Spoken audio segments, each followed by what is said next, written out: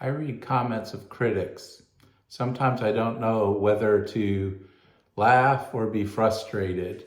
But in this video, I want to share more clearly what my motivations are for this channel at this time.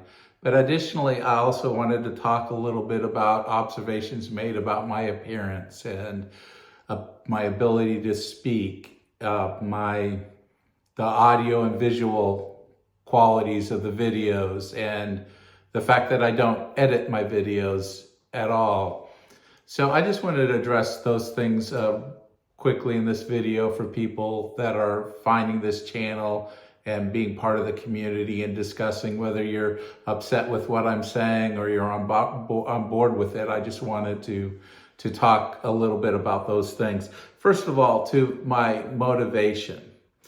And I'm even just moving my laptop screen, trying to see my notes. I'm trying to focus more on following notes in this video. My main concern is all of the corruption, compromise, and idolatry I see in the evangelical Christian movement in the United States. It is a tradition that I am increasingly ashamed to be a part of. Donald Trump is merely a symptom of the corruption, compromise, and idolatry that so many videos I'm making right now cover and touch upon Donald Trump is not really because all my focus is on him, but that he is a symptom of something that is greater that I see going on in evangelical Christianity, that so many evangelicals, the majority, are so into the cultish MAGA movement, and Donald Trump really is bringing to light a lot of issues that are really problematic deep in the core of the movement that need to be addressed, repented of, and changed. We just can't keep going the way we are, I believe, within the evangelical Christian movement without losing all credibility, without destroying ourselves from within. I'm trying to provoke evangelical Christians to be more thoughtful Bible readers. And I want us to be taking seriously the teachings of the Bible rather than embracing the cultic MAGA and Donald Trump, because so many of those things that are going on in that movement are in direct opposition to the teaching of the Bible. And I just want us to focus on those things and to come to grips with the fact that we have got a lot of soul searching to do within the evangelical Christian movement. And I want to just provoke some of that soul searching in some small way. Again, I've told people I am a small country preacher who works as a nurse to support my family. I don't do ministry for money. I've never been motivated by that.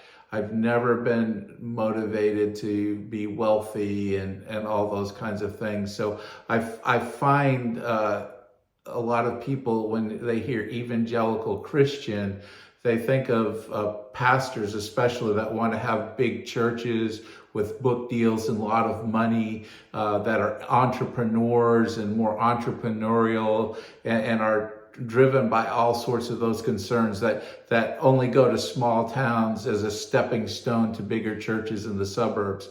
That is true. I will admit that there are a lot of evangelical Christian pastors who are motivated to get to the next biggest and greatest things and imagine themselves often as stars on a stage and want to get there. But that's just really not who I am. I want to address some of the criticisms I've seen in the videos, and it's just who I am. I can't pretend to be somebody else. You know, when I was younger, I used to be an athlete. I was a member of the military. I was physically active for many, many years. But also have some dark things in my past before I became a Christian. I was addicted to drugs, alcohol, and nicotine. Even while I was in the military, I was struggling with alcohol. And when I was overseas, I could get things like codeine legally. So I even struggled when I was in the military, trying to break free of a lot of things. And grew up in a fundamentalist Christian home, and really rebelled against that as a teenager, and rejected Christianity and walked away from it. And what came back in its place left me with a lot of regrets, some addiction issues. And so when I became a Christian in my mid-20s, I really wanted to leave all that bad stuff behind. So I gave up drugs and alcohol. I have been sober since 1989. I haven't smoked cigarettes since 1989. But one of the things that I didn't realize is oftentimes when you struggle with addiction, sometimes you can take one addiction to replace it for another. So basically, I traded addiction to those really damaging things for more socially acceptable things, namely highly processed food and nicotine. And those highly processed foods with its carbs and its sugars, I was always on the go. So I was always stopping. I'm the person who is driving through a fast food restaurant to get some food to eat while I'm driving to the next thing I'm doing, that my life never would slow down. And I think part of that not wanting to slow down is when you slow down too much, you have to think and reflect and meditate. And as I grew as a Christian, I began to realize that a lot of my lifestyle was a spiritual issue, area of growth. And I was growing up, I was working or not growing up, or when my kids were growing up, I was working 50 hours, 50, 60, 70 hour weeks to provide for my family. And I still made the time, despite how tired I was, to be with my kids. Thankfully, my kids was physically active into outdoors and sports. So we did a lot of physically active things together. But as my kids grew up and left the house, I found myself drifting more into 80 to 100 hour weeks. And I was working as a nurse and as pastor, in the church that I'm at now tripled in size within about 18 months. And it was growing, not tripled in size and you think thousands of people. No, we're talking about tripling in size from 20 to about 60 or 25 to 70, somewhere in that range. So all that was happening. Meanwhile, I was working extra hours as a nurse in a hospital, and I was just burning the candle on both ends. And my wife kept warning me that I can't keep doing this. But I didn't listen to her, and then I had my stroke in 2019.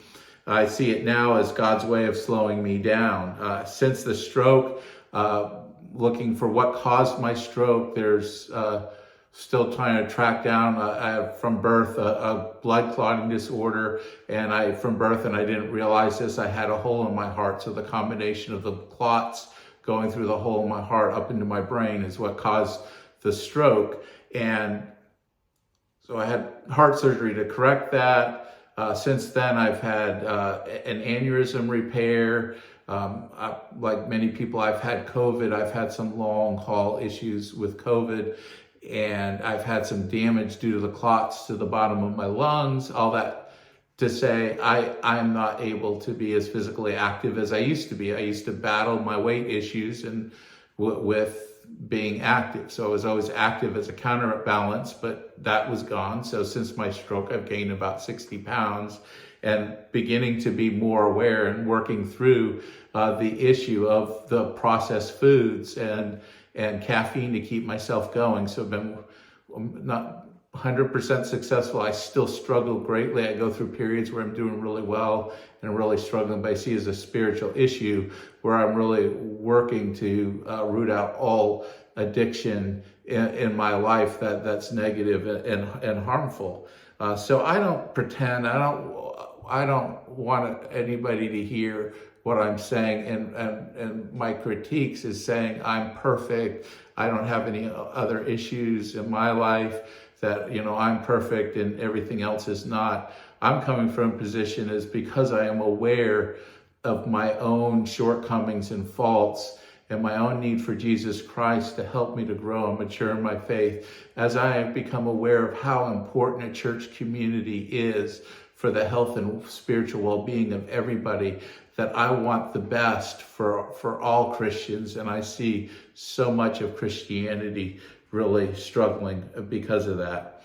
Now, some of you, I don't claim to be the best speaker. I don't want to say that, you got to listen to me because I'm better, I'm smarter than everybody else. I do think I've maybe gotten a little wisdom from years of Bible study and life experience that I want to share, but I'm not going to be your silver-tongued person that can give you verbal candy. If you're looking for somebody like that, you probably are going to be more drawn to mega church pastors and everybody who could speak really well and turn a phrase and are so creative and everything. That's just not me. I'm just a regular country average person, and I'm just not going to be what you're looking for if you're looking for somebody that's just a pro with words and just knows how to speak so well. The other thing is I'm recording this in my dining room. I have my phone, I have a laptop, that's it. I'm not invested in all these audio and video equipment. I'm just trying to share my heart. Maybe someday the quality of videos will get better in terms of sound and everything, but it's just not what's driving me. I'm not trying to be a YouTube star. I'm not trying to be YouTube famous. I'm not trying to go out there and impress everybody with my prowess in making videos.